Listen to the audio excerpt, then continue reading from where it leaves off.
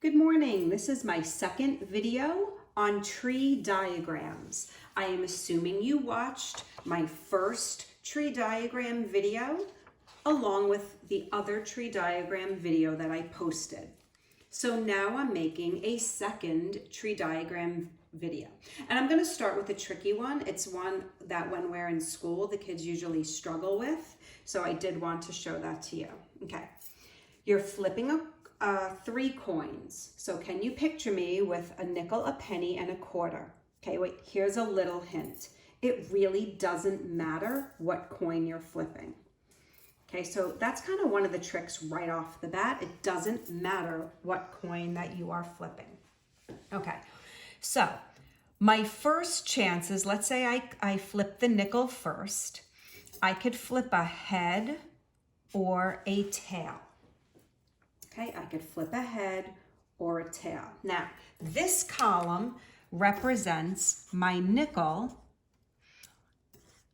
This column represents my nickel, but it really doesn't matter what I'm flipping. Okay, if I flip a head on the nickel, on my penny, I could flip a head or a tail. Okay, so this column represents my penny. Okay, this column. My third column is going to represent my quarter. I could flip a head, and then a head. This column is going to represent my quarter. I could flip a head, and then a tail. A head, a tail, a head. A head, a tail, a tail. A tail, a head, a head. A tail, a head, a tail. Tail, tail, head, tail, tail, tail. Nickel, penny, quarter. That's my tree diagram. Okay, so now I'm going to write my sample space. Ready? Here's my sample space.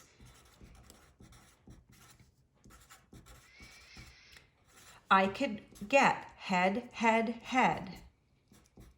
Usually they put commas in between. Head, head, tail.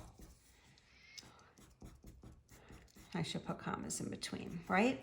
Nickel, penny, quarter. Head, tail, head. Head, tail, tail. Tail, head, head. Woo, sorry. I gotta do that, sorry.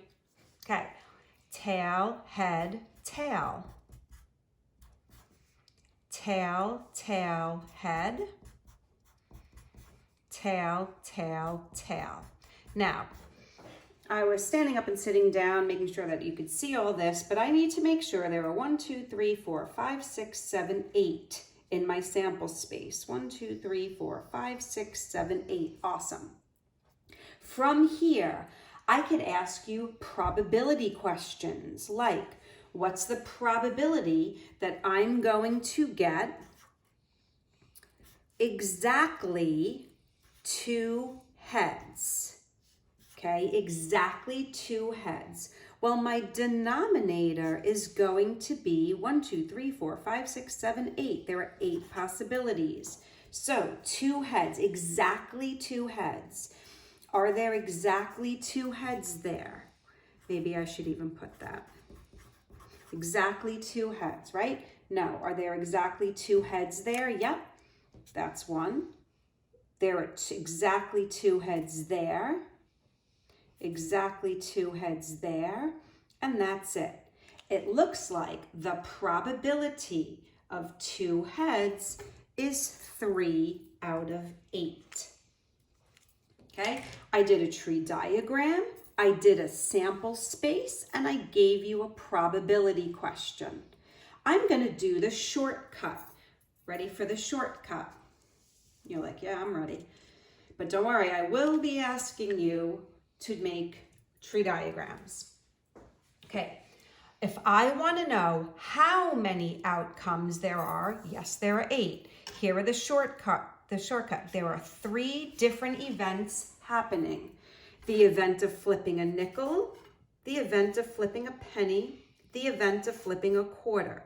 I could flip a head or a tail on the nickel, a head or a tail on the penny, a head or a tail on the quarter. Multiplying these together, 2 times 2 is 4, 4 times 2 is 8. There are 8 outcomes. This is called the multiplying principle. It's kind of the shortcut, but you will be asked this year, but next year in 7th grade, to know tree diagrams, sample space, and the counting principle. This is kind of the shortcut. Okay, one more little trick with this before I stop the video. I could say that I'm flipping the same coin every time. I could say I'm flipping a quarter 3 times. This could be a quarter, and a quarter. And the tree diagram would look the same. All the coins have a head and a tail. It doesn't matter what coin I flip. So the question could have read, I'm flipping one coin 3 times. So this would just represent my first flip, my second flip, my third flip. Your tree diagram would look the same. That's a little trick as to what happens. Okay, so Mrs. Conlon is going to sign off. There's doggy number 1, Daisy. And there is my doggy number 2, Lucas. Have a nice day, everyone.